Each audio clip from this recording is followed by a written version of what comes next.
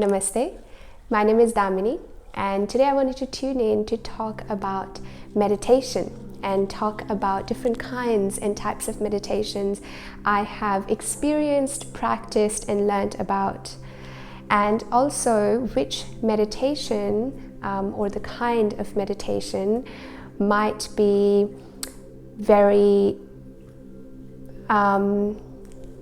enticing to your particular constitution of body and mind, and which meditation actually would balance your body and mind. So let's get into it. So what is meditation? In a very brief sentence, I would say meditation is just a very simple yet powerful tool to go inwards and become aware, become still, and ultimately unite with your true nature of reality, who you truly are. To come to that realization experientially through your body, through your mind, your individualized, crystallized identity into you realizing that you are it all. So what are different kinds and different types of meditation? So I'm not talking about the techniques of meditation, but different broader, you can say, different types. So I don't know how to say it any other way, but basically in yoga, I'm not talking about the yoga asanas, but yoga philosophy, we have 4 main kinds. So we have Raja Yoga, Karma Yoga, Bhakti Yoga, and Jnana Yoga. So Raja Yoga is the path of meditation, Bhakti Yoga is path of devotion, Karma Yoga is path of doing, and Jnana Yoga is path of knowledge. Now these 4 are, the meaning of these 4 is quite deep and is multi-dimensional, but here we're going to just stick to how it translates into different types of meditation. So the first one is Raja Yoga. So Raja Yoga is the path of meditation. So the path of what popularly you know meditation, which is being still, going inwards, and basically doing that. So the path of stillness, in which most of the time you'll be either sitting or you'll be doing a very slight walking, and you're becoming aware of your thoughts, of your body, of your mind, of your breath, but in a very still way. It's mostly done silently. You can also consider guided meditation as in that kind, but most of Buddhist meditations, the one I have practiced and do practice quite regularly is Vipassana. So that's like a way of silent meditation in which you sit still for long periods of time and you are turning your mind inwards. It's very powerful, also very intense meditation, because it includes no external stimulus. So it's basically you, your mind, and it's turned inwards. So it's very intense, because when you have no food to feed your mind, it comes up with all kinds of thoughts, all kinds of fears and anxiety, but you just have to observe it. And through that observation, through that stillness, you inculcate pure awareness and pure understanding of who you truly are on a very deeper level. The second type is dynamic meditation. Again, I love this kind because it includes movement. So with your silent meditation, it's mostly focused towards your mind, or observing and perceiving. On the other hand, with dynamic, it's more about your body. So really you tune into your body, how your body feels. And some of the techniques are Osho dynamic meditation or ecstatic dance, 5 rhythms. I find this meditation amazing as well, because it's active, it's dynamic, you're using your body, and you're really using your body to get to that deeper level of understanding. Instead of perceiving, you are doing, so you are being active. it's really good because I think it also really pushes you. It really takes you beyond the limitations of your mind, because mind and body are basically one thing. They're not separate. When you are using body, which is more grosser element as compared to your mind, you are able to really push limits which your mind or your mental blocks might not let you push those when you are doing silent meditation, because there's not much guidance in it. Then you have third one, which is the path of devotion. Now this one is beautiful. Again, I love this one too. And this type of meditation includes a lot of mantras, a lot of kirtan, a lot of devotion. So really getting outside this idea that you are this one separated individual crystallized ego, and really devoting that to something higher, or to an idol, or to an archetype, or to energy, and to really go from that place of like, I am not this body, I'm not this mind, and I'm going to surrender myself to vibration, to higher vibration or higher frequency. I personally do this path, I practice all the paths every single day, but I really do this one really, I put a lot of emphasis towards this one, because the path of devotion it's less mind, it's more surrender, it's more giving, but also it's really focused on the sense of sound. So you are using mantras which are creating this frequency, this vibration around you, which really helps you tune into different dimensions, different frequencies. And it's so beyond mind, so much more fun and colors, and it's just a fun way to get to self-realization.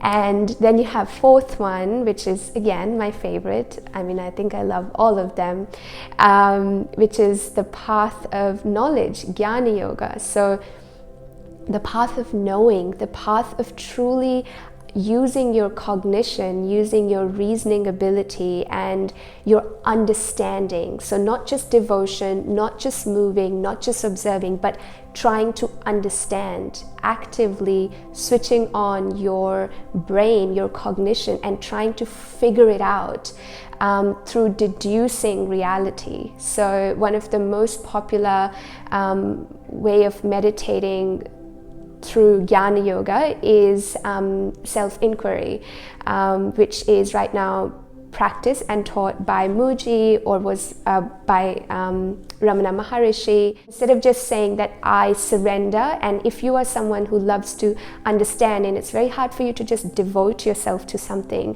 you can really understand things. And in Upanishads, we have Mandukya Upanishad and so many scriptures which are fully dedicated towards deducing reality through the path of reasoning and understanding.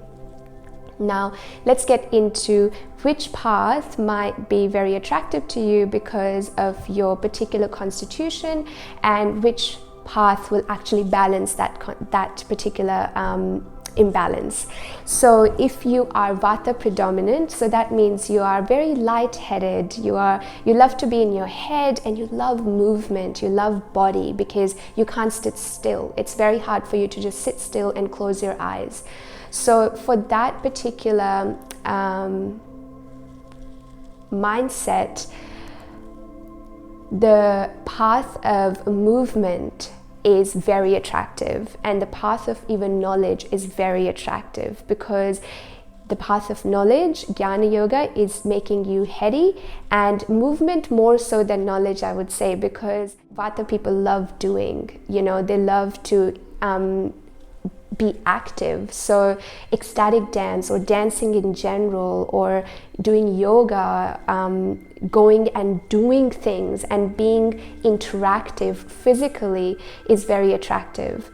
But Vata predominant person can really benefit by path of devotion and path of stillness. The second one is Pitta dosha. Pitta predominant people are very into their head, but not like Vata. So Vata is just loves to be in head. Think about air, but think about fire. So when there is fire, then there is passion, there is wanting to know, you know, there's arguments and there's discussions and really going deep into understanding. So makes sense. The path of knowledge, the path of knowing and understanding is very attractive to Pitta dominant person. And Jnana Yoga, it's amazing because you really can deduce and use your mind and use that element which is quite predominant in you towards getting to a place of self-knowledge or self-knowing and self-realizing. But at the same time, to balance Pitta, you can actually go towards the path of stillness or path of devotion, which is quite hard for Pitta predominant person because it's hard for someone who is quite cognitively active to really surrender to something, you know, to just surrender into faith or so. But doing that act would truly benefit and balance your Pitta, and you'll find yourself more grounded and more wholesome as compared to being quite inclined towards arguments, discussion, and deducing reality. Then you have the third one, Kapha. So Kapha is water and earth. Kapha predominant people are very grounded. They feel quite earthy, you know, and Kapha people don't really get stressed that much. They can get depressed, but they don't really get stressed. There's no anxiety because there's not enough air to like feel anxious, you know, there's more like groundedness and just being still. So yes, Raja Yoga is very, very attractive to Kapha person because the act of stillness and the act of sitting and closing your mind, closing your eyes and really turning inwards and observing is actually very easy. It comes quite innate to, Kapha predominant person, but at the same time you can balance that element by flipping it and going towards doing more. So doing something like Bikram yoga or movement or ecstatic dance or even going for a run and really breaking the sweat, you know, like pushing that inertia, pushing that stillness would truly balance your body and your mind. Now at the end of the day, they all are just different paths and different journeys towards the same place. The nature of reality is so fundamental that you are pure consciousness, your pure potential. That is so fundamental, and been into meditation through my parents and individually since I was 7, and I truly have seen that doesn't matter which path you take, which path you practice, you come down to the same realization. But which path you want to take, what kind of journey you want to have, depends on what you innately incline towards and what would truly balance you. I've been able to inculcate all 4 types into my life, and I find it's so much more balancing and fulfilling. So how can you do that? You can use body, so movement, by either going for a walk or doing some yoga or dancing.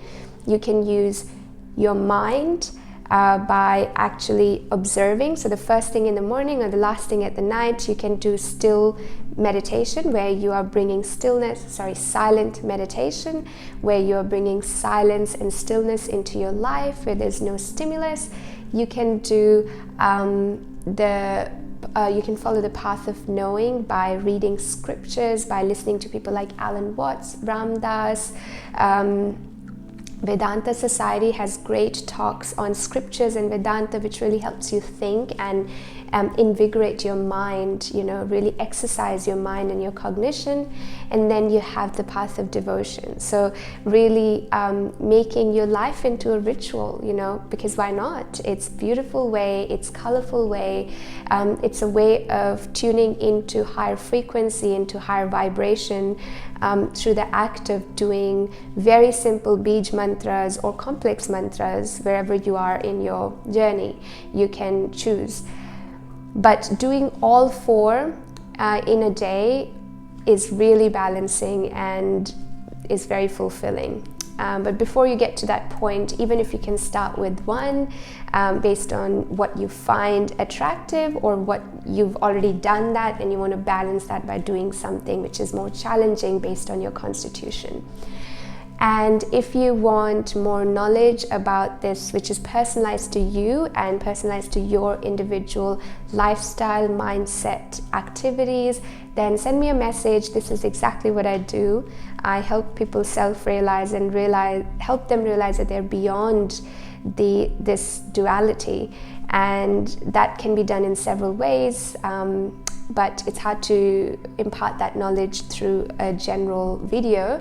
So if you're looking for something like that, please send me a message. But I hope this video really helped you, and I hope that you really start onto this path of self-discovery and self-realization. Namaste.